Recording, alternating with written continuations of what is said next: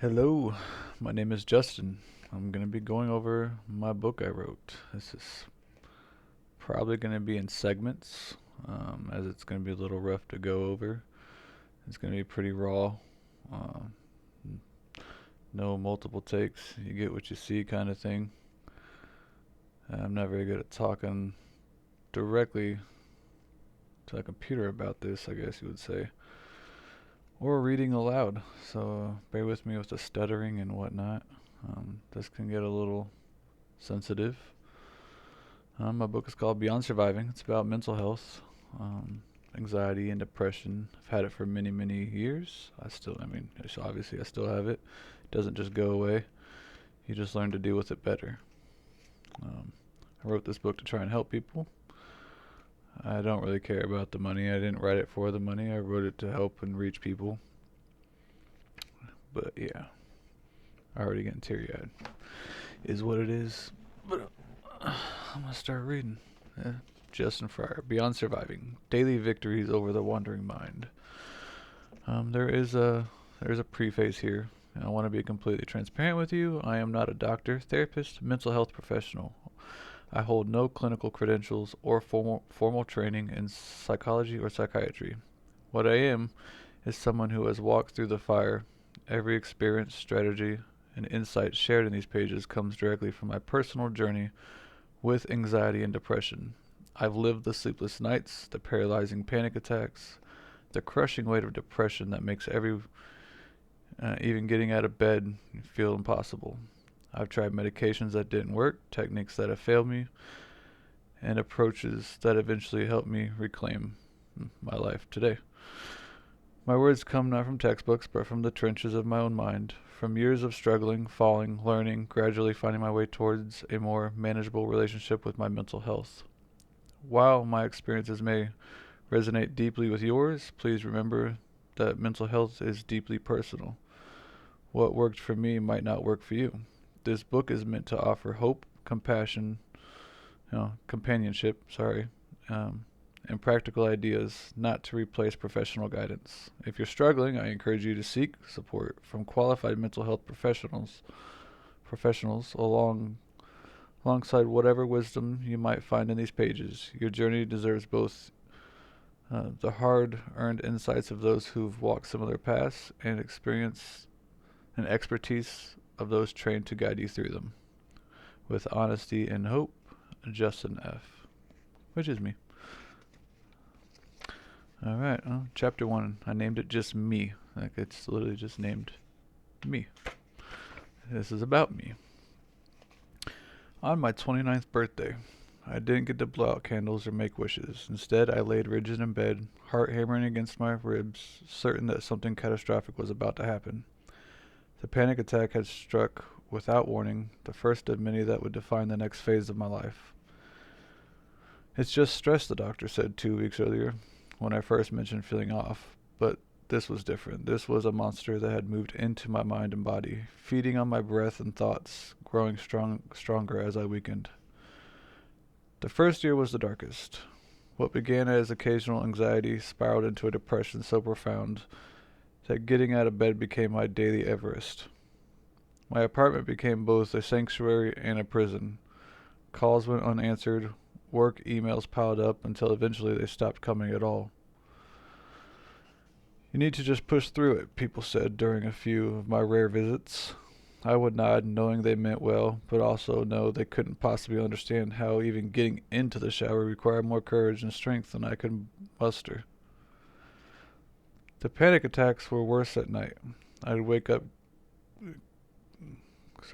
gasping, sheets soaked in sweat, certain I was dying.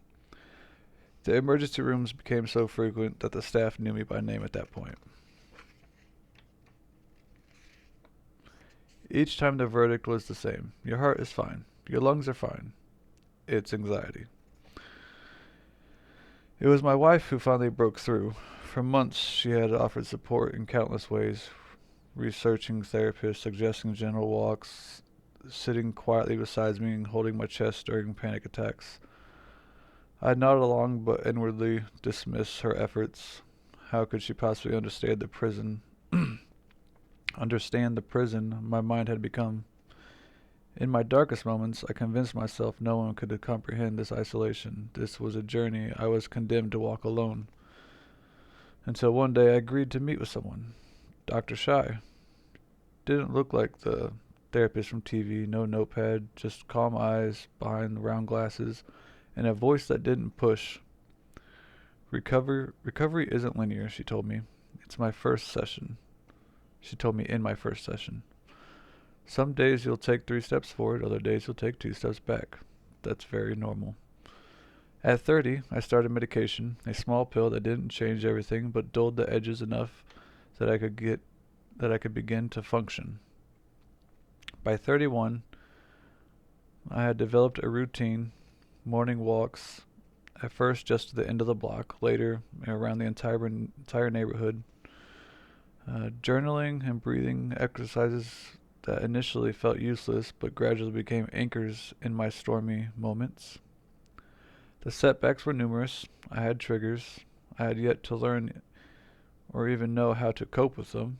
A family outing at 32 triggered an anxiety spiral that left me hiding in a bathroom stall for an hour. A job interview at 33 ended with me apologizing profusely, unable to explain what was happening to me at the very moment as I rushed out mid-conversation. But there were victories as well.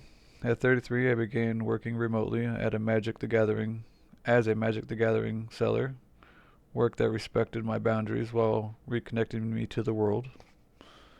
At 34, I joined an online support group where, for the first time, I spoke honestly about my struggles with people who nodded in recognition rather than discomfort.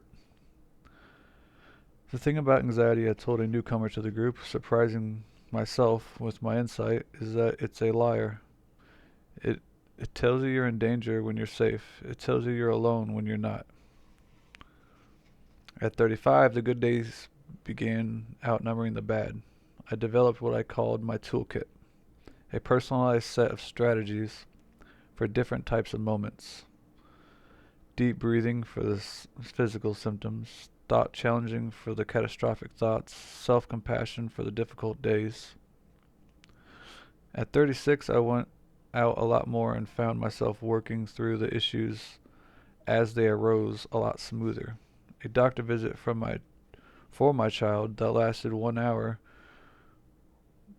When my panic crept out of nowhere, I excused myself, used my breathing techniques in the bathroom, and returned to the room instead of calling my wife and fleeing home as the old me might have done. Now I sit on the balcony watching the sunset. The anxiety isn't gone. I've learned it might never completely disappear, but it no longer controls the narrative of my life. It's a passenger, not the driver. My next birthday, I blow out candles surrounded by a small circle of friends who know my story and embrace me, not despite my struggles, but with full awareness of the courage it takes for me to simply be there. As darkness falls, sorry.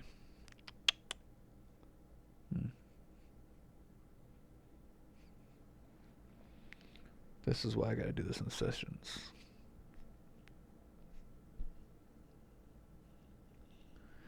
Yeah, just thinking back on some of the stuff is rough.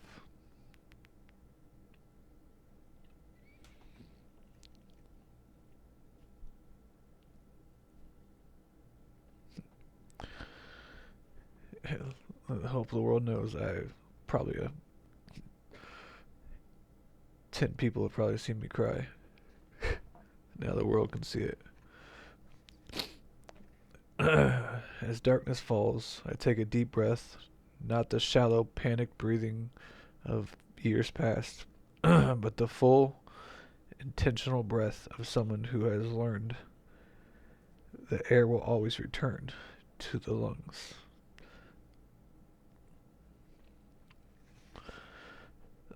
7 years, not with regret for time lost,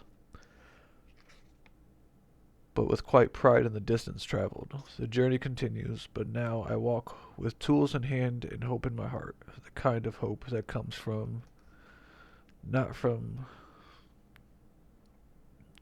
naivety, but from having faced the darkest parts of myself and finding even their reasons to keep moving forward.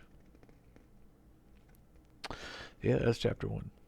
That was just a quick thing about me to try and, get personal with people, let them know I've definitely lived the struggle. There's some more stuff about me in the back, but that part's even worse to read because it's more of the darker side of me. Stuff I've been through and done. But that's that. We'll get to that eventually. How long has this been? 10 minutes? Alright, we'll go on to chapter 2. Chapter 2 is called You Are Not Alone. This is a good one, I feel. I like it. In the depths of anxiety and depression, your mind becomes a convincing storyteller. It whispers that no one could possibly understand the heaviness you carry, that the particular shade of your darkness is unique, incomprehensible to others, that you alone were given this burden.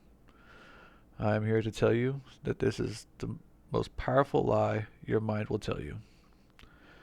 The truth is both simpler and more profound. You are not alone, not in your darkest moments when breathing feels like an act of will, not in those hours when the future appears as nothing but an endless repetition of this unbearable present, not even in those moments when you've hidden your struggle so perfectly that everyone believes you're fine. Happens way more than you think. Happens to this day still sometimes. Someone has felt the weight pressing against their chest, making each breath shallow and insufficient. Someone else has lain awake at 3 a.m. watching shadows creep across the ceiling, wondering if morning will ever come. Someone else has smiled through a conversation while their mind screams in panic. Someone else has wondered if this emptiness is all that remains for them. The vocabulary of mental suffering is universal, even when the specifics of our story differ. When you feel most alone, remember this. Approximately 280 million people worldwide live with depression, and over 300 million plus struggle with anxiety disorders. Behind these staggering numbers are individual humans who would recognize the landscape of your mind because they've walked similar terrain. Your experience is uniquely yours, but the emotions that compose it, the fear, the emptiness, the overwhelm, these are the threads in the human tapestry that connect us all. Your suffering doesn't separate you from humanity, it binds you more deeply to it. There are people who understand, some you haven't met yet, some possibly already in your life. There are therapists who have dedicated their lives to understanding the very struggle you face. There are support groups filled with people nodding in recognition at experiences they thought were theirs alone. The path back to connection begins with the smallest of openings. A text to a friend, a call to a helpline, a word to a doctor, a post in an online community. One word could break the isolation. One connection can remind you that while your journey is your own, you never have to walk it entirely alone. Your pain is real, your struggle matters, and most importantly, you are seen, even when you feel invisible. You are understood, even when words fail. You are connected, even in your isolation. You are not alone. Not today, not tomorrow, not ever. That was, You Are Not Alone, Chapter 2. It's a quick book. It's just a little, it's a little rough to read. Keep going. That one wasn't as bad as to read. Only have 14 minutes. It's only 42 pages, by the way. 42. Chapter 3. Understanding Anxiety and Depression. Anxiety. What is it? Anxiety is your body's alarm system stuck in the on position. While normal worry comes and goes based on actual threats, anxiety hangs around even when you're safe. Physical signs can include I don't have them all written here. I just have major ones that a lot of people go through and that I struggle with personally a lot, or and have struggled with a lot in the past. Racing heart, tight chest, shallow breathing, upset stomach, tense muscles, trouble sleeping. Um, I did forget to put in a couple things, like epic tremors. I had tremors really bad when it gets really bad. Um, Mental sign, not tremors, shakes. Like I always shake anyways, but like really bad shakes. Mental signs include constant worry about what might go wrong, racing thoughts that won't quiet down, feeling on edge or unable to relax, expecting the worst outcome in every situation, avoiding people or places that trigger fear.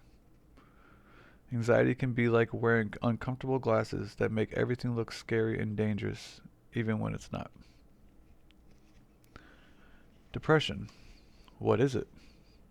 Depression is more than just feeling sad. It's like your mind's battery is constantly low or completely drained. Physical signs can include extreme tiredness that sleep doesn't fix, changes in appetite and weight, moving or speaking more slowly than usual, sleeping problems, too much or too little, could be either or. Sorry about that. Mental signs can include feeling empty, hopeless, or worthless, loss of interest in things you used to enjoy, trouble concentrating or making decisions, feeling like everything requires enormous effort, thoughts about death or not wanting to be alive.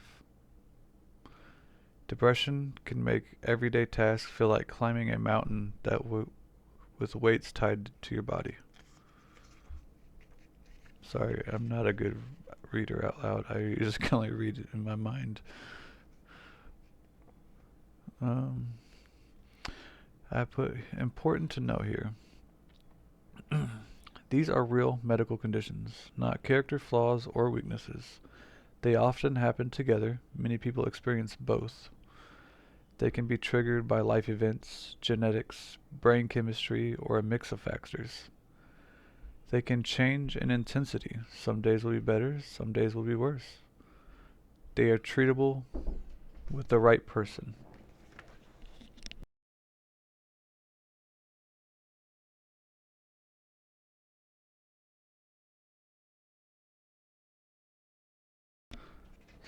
Sorry about that.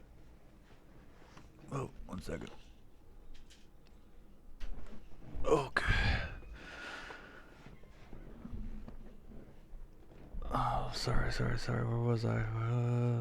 I think I said this one. They are treatable with the right support. Notice I said treatable, not curable. They're not curable. Um, Recovery looks different for everyone. Both conditions lie to you about yourself and your world. The thoughts they create are symptoms, not truths. And that's that chapter. That chapter is done now. You know what? I might be able to get through most of this book. It's just going to be a long video. The first steps to take. This is the next chapter. I have things here because I've started making TikToks about my book to also help people with insights or thoughts or anything they need. I use an AI voice there though because obviously you can tell I'm not very good at reading aloud. But I do this for you people, for everybody. The humans. Sorry, that probably sounded weird. This one is called The First Steps to Take. Dear friends, I know how overwhelming it feels right now. The thought of trying to climb out of this pit when you barely have energy to get through the day seems impossible. I've been exactly where you are, and I want you to know something important. Taking the first step towards healing might be the hardest thing you ever do, and the most important gift you'll ever give yourself.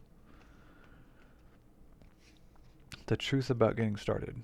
Let me be honest with you. This won't be easy. There will be days when everything in you resists moving forward. Days when your mind tells you it's not worth trying. Days when the comfort of familiar pain seems more safe than the uncertainty of change.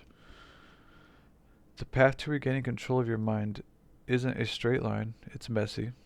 As my therapist said, it's 2 steps forward, 1 step back. But each time you choose to take action, despite the weight pressing down on you, you're proving to yourself that you are stronger than the voices of anxiety and depression. Dedicating yourself to your future. This journey isn't just about feeling better today. It's about reclaiming your tomorrow. Every small action is an investment in the person you're fighting to become. Again, there will be days when you can't see the point, when it feels easier to surrender. On those days, I need you to make a promise. Do one tiny thing for your future self anyway. Future you is waiting on the other side of this darkness, and they deserve your dedication. Remember, recovery isn't about never struggling again. It's about building strength to carry your struggles differently. It's about learning that you can feel terrible and still take the next step forward.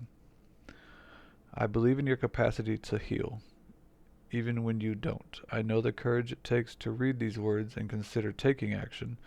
That courage already lives in you. It brought you this far. If you're still listening, I assume it brought you this far, because I said that before. If you read the book and you're reading, you were already trying. So I said the same thing. If you're listening and you're sticking through my reading, then yeah, you get the point. The path ahead isn't easy, but neither are you. Dedicate yourself to your own future. Show up for it one moment at a time. Your life is waiting. That was a quick, easy little thing. Next chapter. Break the silence. Let's see. Break the silence. Alright. I know how hard this is to read right now. The very thought of telling someone about what's happening inside your mind probably makes your chest tighten and your thoughts race. I understand because I've been there, sitting on the edge of my bed, phone in hand, trying to find words for something that feels beyond language. Why it feels impossible. When anxiety and depression wrap themselves around you, they whisper powerful lies. No one will understand, or you'll burden them, or they'll think you're broken. They'll pull away from you. These thoughts aren't facts.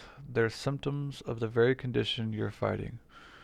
The isolation isn't just painful, it's dangerous. Suffering alone allows these conditions to grow stronger, unchallenged by outside perspective or support. I could put emphasis on this because it really does make stuff worse. Yeah.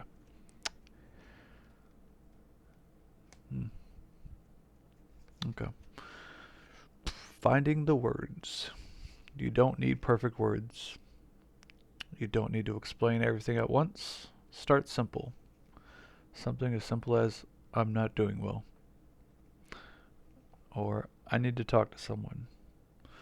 Or, something's wrong and I don't know how to fix it. If you can, try to describe what you're experiencing. How your body feels. My chest, these are examples. My chest constantly feels tight, like I can't get a deep breath. I wake up with my jaw clenched. I'm exhausted but can't sleep. Or, how your mind feels. My thoughts keep spiraling to worst case scenarios. I can't quiet my mind. Everything feels overwhelming. I used to enjoy things and now nothing brings me pleasure. Another thing is, try to explain how your days look. I've been canceling plans. I stare at my phone but can't answer messages. Simple tasks like showering take all my energy. I'm just going through motions. Pretty much saying you're living moment by moment, never looking forward to anything, which sucks. Who to tell? Doesn't have to be your, closest person. Sometimes it's actually easier to tell someone that you don't know at all. I actually had a really good conversation with another person. This is not book, by the way. With I had anxiety and depression, and we just talked it out. I didn't even know who the person was, uh, but it felt good. Um, Sometimes it's easier to tell someone with a bit of emotional distance, a cousin rather than a parent, or a work friend rather than your spouse, a doctor who has some professional distance and they can't say or do certain things, maybe. I generally say look for someone who is generally, compassionate towards others, doesn't immediately try to solve everything because this is not that. Can sit with difficult emotions, has shown up for others in hard times. I know these are weird. I was trying to give you a good insight on what to look for. Um, yeah. If you truly have no one, call a crisis line or a mental health line. The person answering is specifically there to listen without judgment. So are cops. You'll learn about that later, but yeah, cops are good. Some cops are good. I can't say for all. I don't know. Um, there are people online like myself who will listen and give you their insight. I've been through a lot, lot. Older than I look. What happened when I finally? What happened when I finally reached out? Oh, this I think. Okay.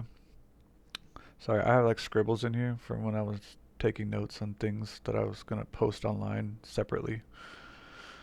The first time I told someone about my anxiety and depression, I was shaking. I chose my wife. I had rehearsed what to say, but what came out was simpler. I said, I think something's wrong with me. I want to be normal again. This is in the book, but I mean, and then in parentheses, normal, okay? I'm telling you this because normal is subjective, meaning it's an illusion. Uh, it's a concept placed in our minds as we have grown older. Nothing is normal anymore. Um, well, she didn't have solutions, but she reached across the table and held my hand. That single moment, being seen in my pain, was the first crack in the wall between me and healing. The relief wasn't instant, but for the first time in months, I wasn't carrying the weight entirely alone. Sorry, I'm trying to see how long this is so far. 27 minutes. Because this is just raw and cut. I'm just throwing it out there and I'm posting it up too. Words don't really hurt me, so I don't really mind. Hopefully it helps someone, even if it's just one person. Take this step. Hear me out. Please hear me out. Someone wants to know. Someone can handle your truth. Someone would rather hear your pain than lose you to silence. The single act of courage, reaching out to one person, might be the hardest step you take. It also could be the one that begins to save your life. You don't have to be ready. You don't have to be certain. You don't have to be brave for. You just have to be brave for the length of one conversation. I believe you can do this. Your future self is waiting on the other side of these words with hope and understanding. Also, I'm not a professional book writer. As you can tell, some of my stuff is, I don't know, a bit thrown together, but it is what it is. I wanted to get all my points across and all my advice and thoughts and things I've been through. Yeah. Okay. Next chapter. Professional help. There's a moment I remember clearly from my journey, sitting in my car outside the therapist's office for the first time.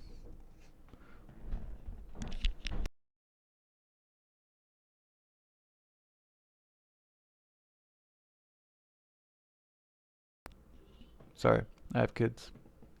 They should be in bed, but they're not. And I'm doing this recording at 10:35 p.m. right now.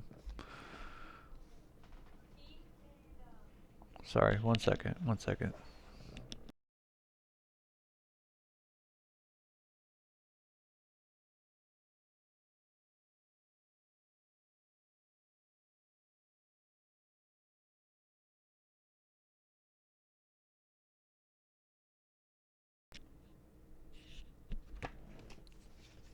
I don't know if that's going to be in the recording, but you might hear my mic saying mic on, mic off. Oh, I'm sorry. I'm sorry.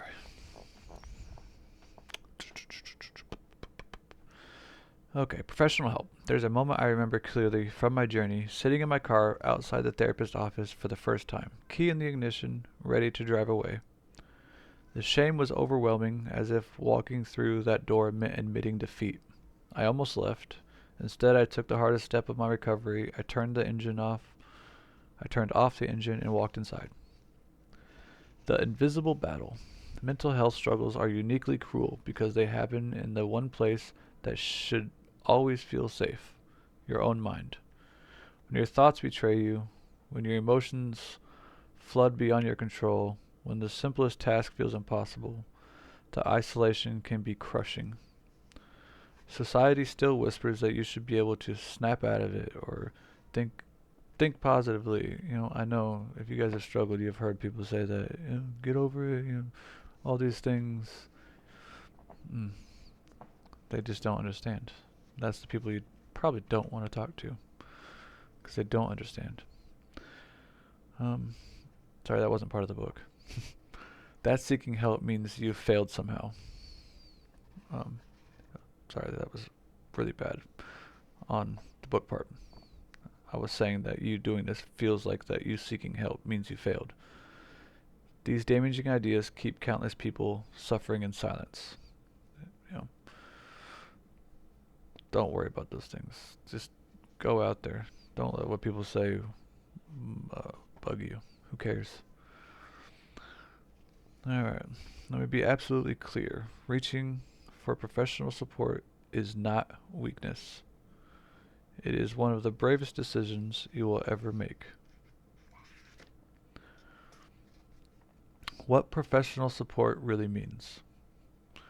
Therapy. Therapy isn't someone fixing you. It's having a trained guide while you navigate your own having a trained guide. Oh man, I am so sorry. It isn't fixing you, it's having someone navigate your own healing. A good therapist will offer you a safe place where your thoughts and feelings are met without judgment. Tools to understand patterns in your mind that keep you trapped. Strategies tailored specifically to your experience. Validation that your suffering is real and deserving of care.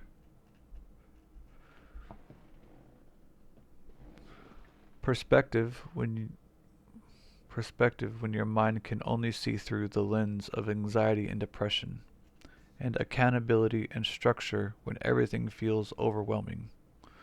Those are all things a good therapist should offer, truthfully.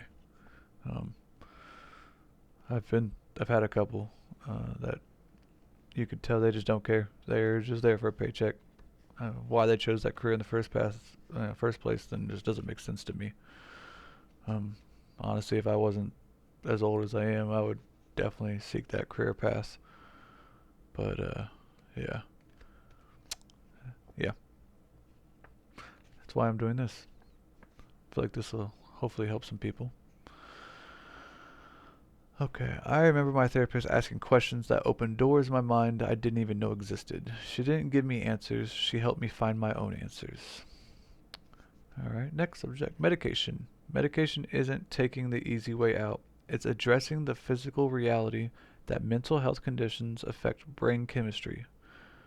When I finally tried medications, the volume of my anxious thoughts turned down enough that I could hear myself think. The crushing weight of depression lifted just enough that I could start taking steps forward. Sleep became possible again, giving my body resources to actually heal. I didn't become someone else, as people say. I became more myself with fewer symptoms blocking my way. I will say, though, there are medications that can make you someone else. That's, yeah, just don't recommend it. A lot of these battles can be won with other medications and the other things I'm going to go through here. From my perspective, from my personal experience, um, Just saying, there is medicine out there that can make you someone else, and it's rough. It just makes you a zombie, pretty much. Um, just as glasses help someone else see clearly without changing who they are, medication helped clear the fog so I could do the work of healing. Finding the right support. Not all therapists or medications work for everyone. It took me 3 tries to find the right therapist and months to find medications. This isn't failure, it's part of the process. Another good things to look in for therapists are someone that makes you feel heard and respected, um, challenges you while maintaining compassion. To me, compassion matters. It just does. Some people might not care, but I do care. I don't. It's just me. If medication is recommended, remember, it does often take 4 to 6 weeks to feel the full effects. That's not all medications, that's just some. Some can be almost instantaneous. Some can take longer than 4 to 6 weeks. Side effects usually diminish after the first few weeks. Adjustments are normal and expected and are almost 100% going to happen. If you get it on first try, congratulations. That's awesome. Your experience matters. Speak up if something doesn't feel right. Don't be ashamed to call a doctor, a therapist, psychiatrist, whoever, and say, hey, I feel worse, or hey, my mind feels better, but my heart is always pounding. I say that because I had that exact experience with a certain medication. I'm not going to name medications. If someone wanted to get personal and contact me, I could tell you certain things, but one medication made my mind feel a little bit better, but physically I felt destroyed. I think I had okay. When your mind resists help, your anxiety and depression will fight against the treatment. They'll tell you, this won't work for me. I'm beyond help. This is just who I am, or other people need these resources more.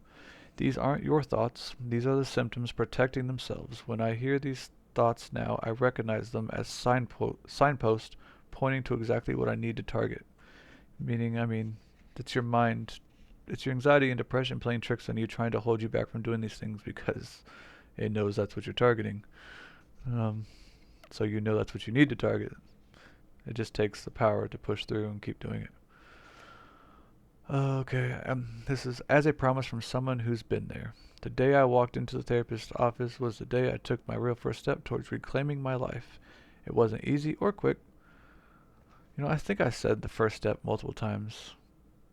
This isn't part of the book either, but I guess there are a lot of steps, big steps, until you get to the right path. Like talking to someone, um, just mentioning to your first person. Like I said, my wife. Like that was a big step. Or just calling someone. That's a good step. Admitting you need help. Step. Every step is important. I probably should have wrote that differently in here. It wasn't easy or quick. There were sessions I cried through the entire visit, and weeks I questioned everything. But gradually, the tools I gained became a ladder out of the darkness. You deserve the same chance at healing. Your suffering isn't a character flaw, it's a medical condition deserving of treatment. Your pain matters, your future matters, and yes, recovery is possible, even when your mind insists it is not. Taking these steps doesn't mean you're weak. It means you're strong enough to face your pain instead of running from it. It means you're brave enough to ask for the help you deserve. That's not failure, that's courage of the highest order. I guess I was a bit corny in some of this. Oh well.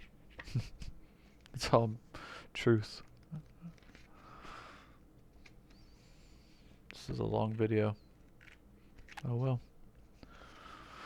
Alright, we're at 39 minutes. We are halfway through. I'm just gonna run it, I guess. Self-care. I remember, I've been doing that. Self-care, new chapter. I remember the day self-care became real to me. Not the Instagram version with bath bombs and scented candles, but the raw, essential kind.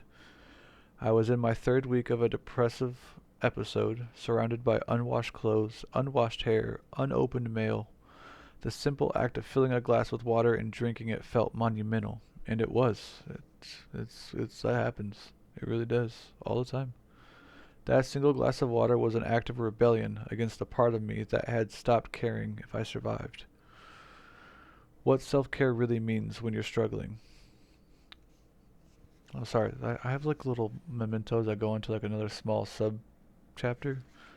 So sometimes it doesn't make sense when I like rotate out. I'm sorry.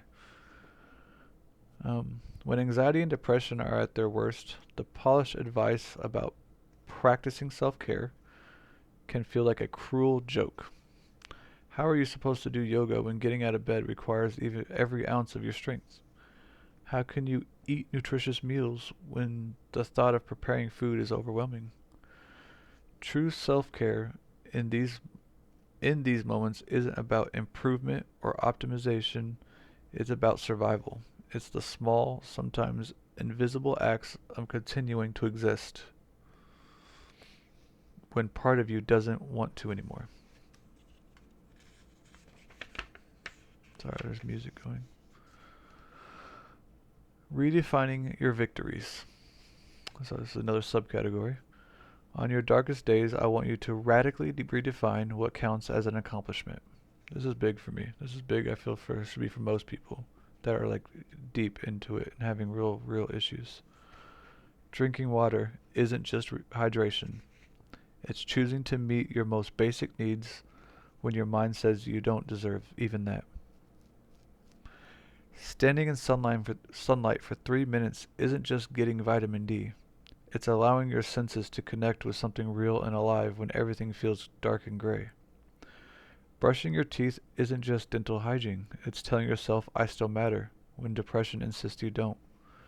Changing clothes, even from one set of pajamas to another set of pajamas, is breaking the inertia and depression creates. Sending a text message, even if it's just not doing great today, is fighting against the isolation when anxiety wants you completely alone. Opening a window is creating space for fresh possibilities when your mind has convinced you there are none. So those are like small victories, small things to aim for, try for. Think of them differently. I've had days where making my bed was impossible, but I could straighten one corner of the blanket. Days where cooking was beyond reach, but I could eat a handful of crackers. Days where a shower seemed as complex as climbing Mount Everest, but I could still wash my face. These aren't failures, these are quiet acts of defiance.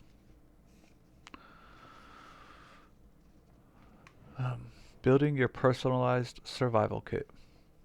When I was in the trenches of anxiety and depression, I created what I called my minimum viable day, the absolute baseline actions that help me feel human. Physical connection. Feeling water on my skin, whether washing hands, splashing my face, or on the best days, a brief shower. Natural light. Even if just standing by a window for the length of one song.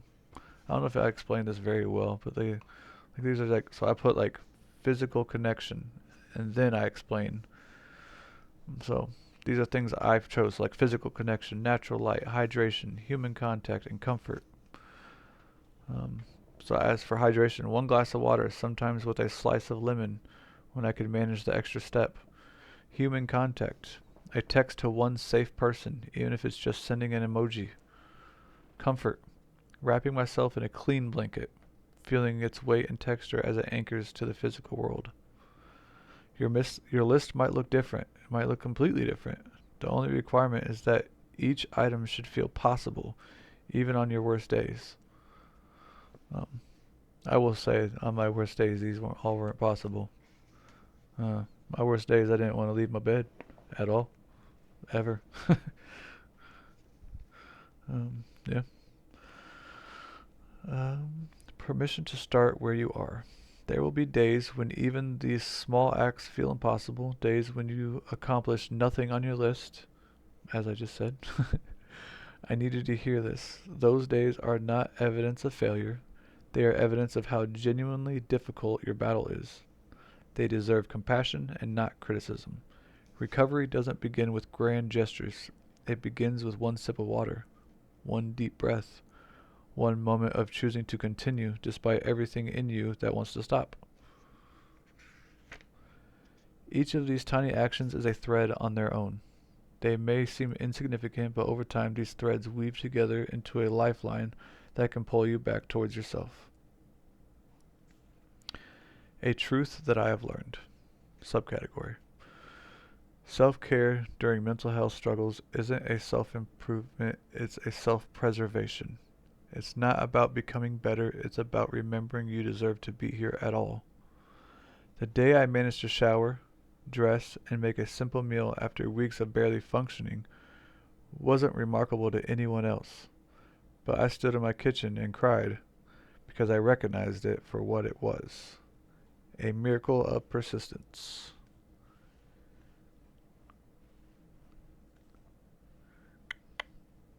Some of these just hit the spot. Your small victories might be invisible to others, but I see them, I honor them, and I hope that someday you'll be able to see and honor them as well. Yeah. Yeah, it's a bit rough sometimes reading these. Every time I read my own book, it still makes me cry. Oh well. Alright. Next chapter. Movement. The first time I tried to exercise during my deepest depression, I put on running shoes with grand plans to jog a mile. I made it to the end of my driveway before turning around, defeated. That night, I berated myself for failing at something that seemed so simple for everyone else. What I didn't understand then, what took me years to learn, was that I hadn't failed at all. Those few steps were precisely what my body needed in that moment. They were perfect. The cruel paradox of depression and anxiety. When you're struggling with anxiety and depression, movement creates an impossible equation. Your body desperately needs the healing that comes from physical activity. Yet, so a lot of the stuff I do tell you about here is stuff I have personally learned on, the internet, other books, from my doctors, from my therapist. Um, so I could say a lot of the stuff like this I'm explaining right now is real knowledge. It's not some bullshit I made up. I don't even know if I'm allowed to say that, but it's going on YouTube anyways. Well, anxiety, so where was I? Gosh darn it. Okay, we're just going to start over. When you're struggling with anxiety and depression, movement creates an impossible equation. Your body desperately needs the healing that comes from physical activity. Yet these very conditions drain the energy and motivation required to move. Depression whispers to stay still, while anxiety creates endless reasons why moving is dangerous or pointless. The weight of this contradiction can feel crushing. Just exercise, people say, not understanding that depression can make lifting your arms feel like lifting concrete. You'd be surprised at how many people are still out there that just they just don't care. They have that whole get over it factor. Oh. Sorry, please excuse us. I was trying to have like light music in the background. Um,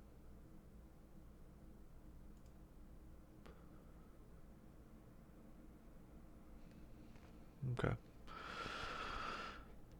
The science behind the struggle. I want you to understand what's happening in your body right now, because knowledge was power for me, as I just mentioned. Depression and anxiety alter your brain chemistry, reducing crucial neurotransmitters like serotonin, dopamine, and GABA that regulate mood, motivation, and calm.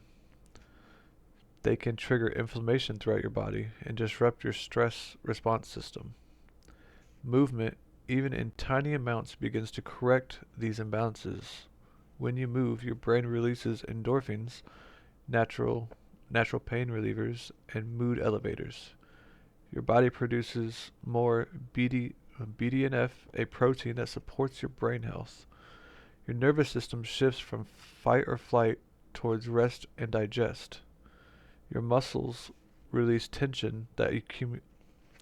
I'm probably not the best at reading this to you, but I'm going to. I'm going to keep sticking through it. Your muscles release tension that accumulates during anxiety. Your breath naturally deepens, countering the shallow breathing of panic. So this is all me trying to explain why it doesn't matter how much, but any kind of movement, exercise, something um, is good for your body and your brain. Like both. It may seem stupid, but it is not at all. It will literally make you feel better. It really does. Even if you just grab a 2 pound weight from Walmart or order it on Amazon, have it delivered to your door. 5 curls of a 2 pound weight. It's something, I promise. It starts releasing these endorphins and all this stuff that's going to help you feel better. And it might not be instantaneous, but it'll be over time. This isn't just poetic thinking, it's biochemistry. Your body literally contains medicine that movement helps release. Redefining movement for healing. Subcategory. Forget what you've been told about proper exercise. When you're struggling with mental health, movement looks different. Sorry, see, I was just saying. I didn't read ahead, I should have just read ahead. 5 minutes of walking, even just around your living room. Gentle stretching while laying in bed counts. Dancing to a single song. I am minimizing some of these. There's more I put, but I am trying to minimize what I can. Standing up and sitting down 3 times. It's just like doing squats. Walking in place during a commercial break. Each of these count as a victory. Each matters profoundly. Beyond the physical, subcategory, sorry. Beyond the physical movement. I don't know why I put it like that. That doesn't even make sense. Beyond the physical movement. What I didn't expect from these small movements was how they would change my thinking. Each time I chose to move, even in the smallest way, I was voting for myself. I was practicing the most fundamental form of hope, taking action despite uncertainty. When depression tells you nothing will ever change, the simple act of moving your body challenges that narrative. It says, I am still here. I can still act. I am still capable of choice. This is why movement is more than just biochemistry. It's a tangible reminder that you are not completely powerless, even when you feel that way. It is also biochemistry, but you know what I mean. There's stuff in there. Permission to begin exactly where you are. If you've been immobilized by depression or frozen by anxiety, the distance between where you are and regular exercise can seem impossibly vast. I'm giving you permission to ignore that distance completely. Start with what I call movement snacks. Brief moments of physical activity that honor your current capacity. You could do something as simple as wiggle your toes for 30 seconds. That's considered movement. You can roll your shoulder 3 times. That's considered movement. You can stand up once. That is movement. As you can see, I feel movement is very helpful. It has helped me. It does help me. And even now, I still struggle to do some things sometimes, but I deal with it. I work through it. A gentle promise. The day will come, I promise you this, when movement brings joy again. When you catch yourself walking not because you should, but because it feels good. When you stretch not as medicine, but as celebration of being alive in your body. Until that day arrives, I honor every small movement you manage. The finger tap, the head roll, the deep breath that expands your chest. Your healing doesn't require marathons. It begins with the courage to move at all when everything in you wants to remain still. Your body is waiting patiently to become your ally in this fight. Even now, especially now, it wants to help you heal. Alright, next chapter. Give me 1 second.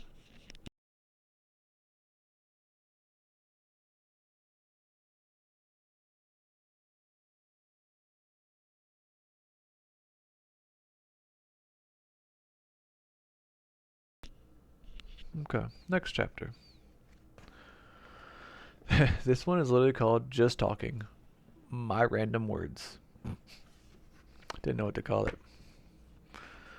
Alright, this is more of a knowledge. I think it's more just random knowledge things.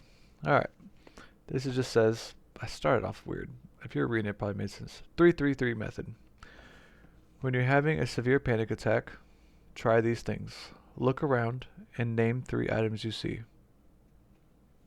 This is, I swear on my life, I've done this so many more times than I can count.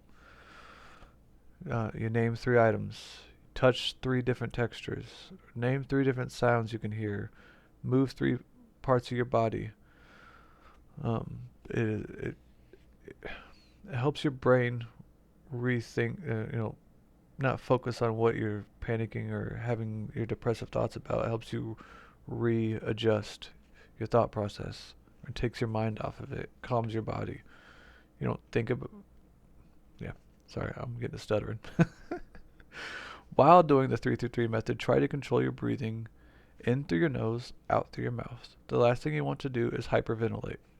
I've been there, done that. It's not fun. What is to hyperventilate? So basically, you're losing carbon dioxide in your body, which can cause a long list of issues. Shortness of breath, becoming very weak, parts of your body going numb, and yes, even on your face, shaking of the body, dizziness and confusion. These are all just hyperventilation. When you have anxiety and panic, I know personally firsthand that you might think you're dying. I've literally been there. Literally went to the ER because I was hyperventilating. Um, and then I know your mind's going to say, but what if it's not? What if it's not? What if it is this? What if? What if? What if? It's a bad thing. It is a big thing to battle. Um, but it's not, and I get it. I've been there. I've obviously, like I said, I've been to the doctor because I hyperventilated. I scared myself. But this is before I learned how to minimize the damage. These are all scary things to deal with when already dealing with the current issues at hand. So please remember, proper breathing is so important. I can't stress this enough. Yes, I put it like that in the book. Comfort. Finding a comfort or hobby to distract you when you're feeling down. I love anime, and just watching. I love anime, and just watching when I was feeling down would help me. You're forcing your mind to try and focus on something you enjoy. No, we aren't just ignoring everything. We are settling our minds and producing dopamine because we enjoy this comfort or hobby. So I hope I didn't explain that very well. But when you do something happy and good, your brain releases that dopamine, which changes your brain chemistry more, and it might help also combat the depression and anxiety. Um, I played video games a lot, during the first couple of years because it was the sole thing that helped me focus. And no, it wasn't an excuse. There's times I wish I could stop playing video games. I really did. I wish I could do more, but it helped me, so I did it.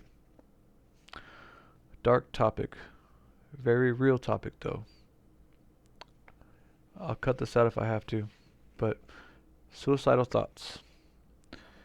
You may hit the absolute rock bottom one day, and unfortunately, suicide may become a thought in your mind. It's rough to talk about sometimes, but it does need to be talked about. Aye.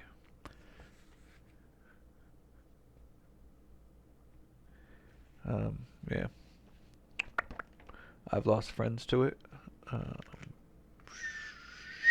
I don't like trying to. People have lost a lot of people to it. A lot of people die every day to it. Break the silence. My story. Sorry, I don't really know if I could put this.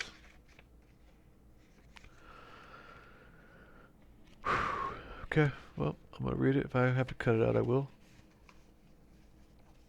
So if you heard that, me just say that, no, I cut out a part of my story of my life that is real.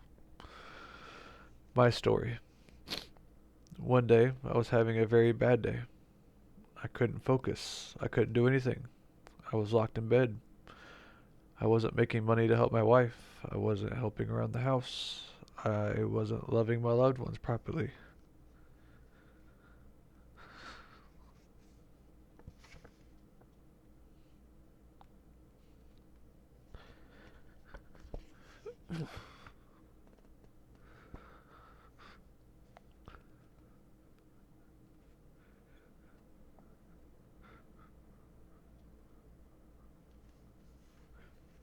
Sorry. Trying to refocus.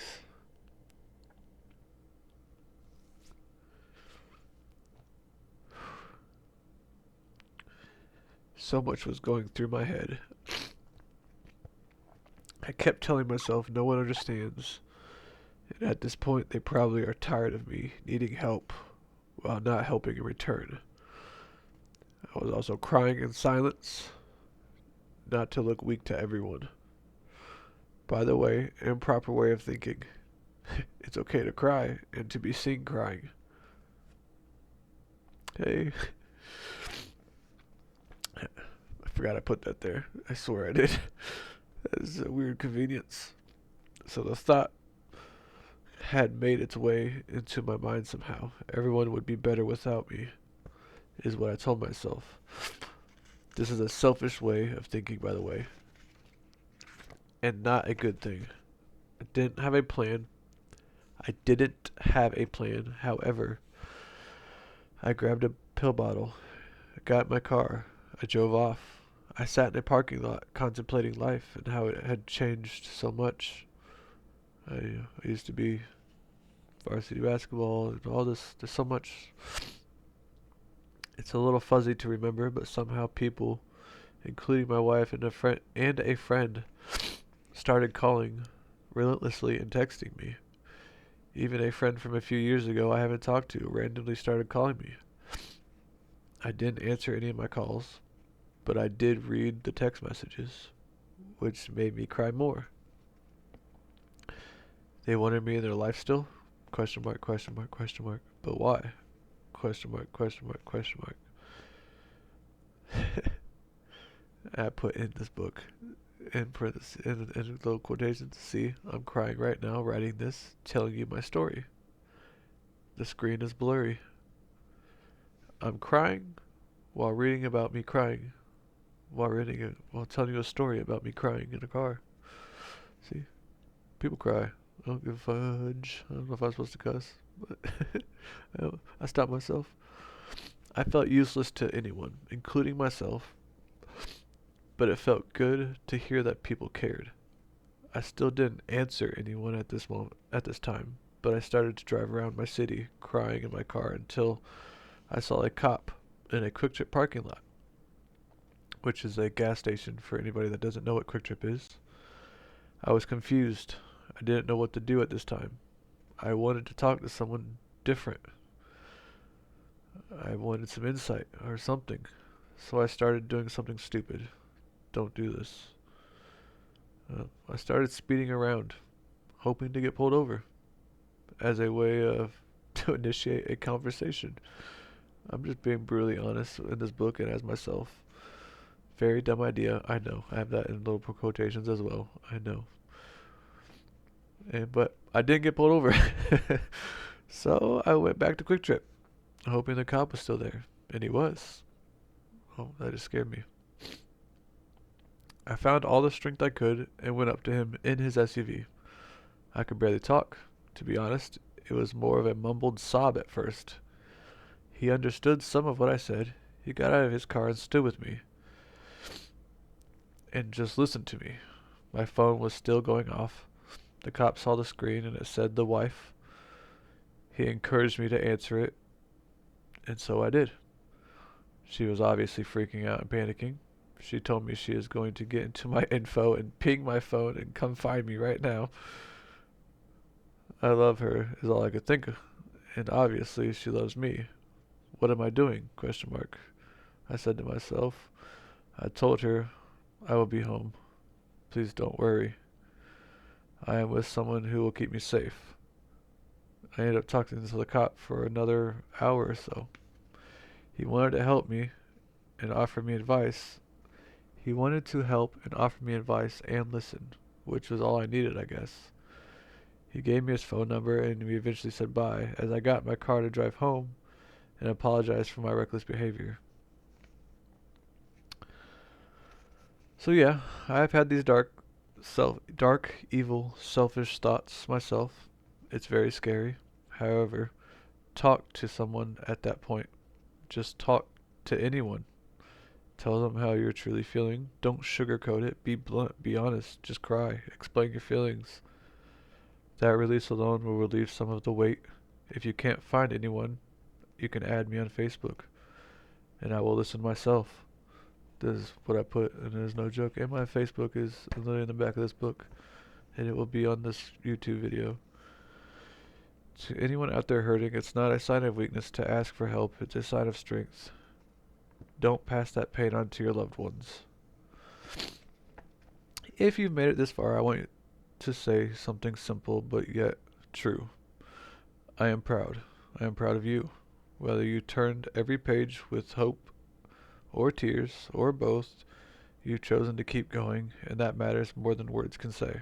Anxiety and depression can make the world feel like a storm you're trapped inside, one where even the smallest steps feel like mountains. But yes, hear this.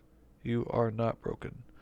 You are not too much. You are not alone. These feelings, no matter how heavy, are not the whole of who you are. Healing doesn't always look like a straight line. Some days it's a little messy, uncertain, and it's slow. That's okay. You are allowed to take your time. You are allowed to rest. You are allowed to feel everything without shame and without apology. There is strength in softness. There is strength in softness. There is courage in reaching out. There is hope in trying again. So when the weight returns, as it sometimes does, remember this. You've survived every hard day you've never thought you would. Let this be your gentle reminder also. You are still here. You are still becoming, and you are still worthy of love, especially from yourself. May you go forward knowing that light can find you even in the darkest places, and even on the days when you can't feel it. Oh man, I just messed up the end of my own book. Sorry. And even on the days when you can't feel it, it lives in you, always. About the author. Here's my Facebook. I'm sorry, I'm really bad at this. That's literally my book. Told you, it's quick, easy. An hour and 8 minutes. So, if anybody needs small insights or small inputs, thoughts, or just to see someone else that has been through the struggle, I've had dark days. I've had very, very, very dark days. I obviously didn't say everything about myself, but I did try and give you a lot of insight on myself. So if you have any questions or anything, feel free to hit me up. I'm going to post my TikTok on there too, which is going to be me summarizing my book in videos. That way, because like I said, I don't need to sell this. I don't care to sell this. If I could have 5,000 copies and give one out to free for everyone, I 100% would. Unfortunately, I'm not that wealthy. I'm not wealthy, but still, if I could, I would. So this is a way of me putting my book out there with free forms that I know that can reach thousands of people, YouTube and TikTok. TikTok's gonna take a while for me to make it all happen, but you know, can't make a hour and 10-minute TikTok. I don't think you can, at least. I really don't know. But and also, I don't really want to do the streaming thing because I don't think you know, it's gonna go anywhere. It's just a stream. You know, I'm not known as a streamer. I've tried it. It's never worked, but it's alright. Life is life. Anyone has any questions or anything, you know, feel free to comment. Whatever you need. Share my video to someone that needs to hear this. Share my video to someone that needs to talk. Share my video to someone that you think is on the edge, or someone that might not have anyone to talk to. Even though, unfortunately, you could be that person. But if you don't want to be, it's okay. Maybe you're not very sympathetic, which is okay too. To each their own. I don't mind helping. So, appreciate you guys listening. Thank you. And I guess that's going to be the end of my one YouTube video on my channel I'm about to make. I haven't even made the channel yet. About to make it right now and post this. Bye.